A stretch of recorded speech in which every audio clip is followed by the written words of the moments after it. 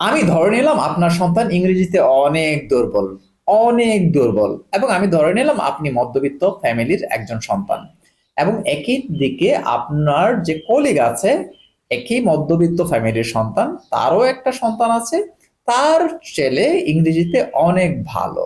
তো আপনি আসলে নিজেকে ফ্র্যাঙ্কলি জিজ্ঞেস করেন যে আসলে তার সন্তান ভালো করছে কেন, এবং আপনার সন্তান ইংরেজিতে খুবই খারাপ করছে কেন, এর পিছনে রিজনটা কি।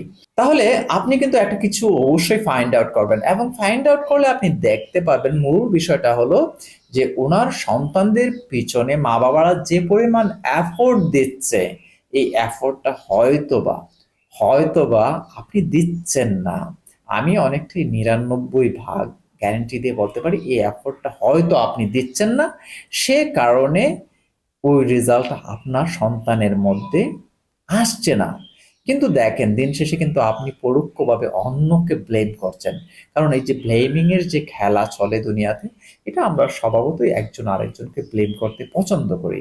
কিন্তু আপনি যদি ফ্র্যাঙ্কলি আসলে নিজেকে জিজ্ঞেস করবেন, দেখবেন যে আঙ্গুলটা কিন্তু আপনার দিকেই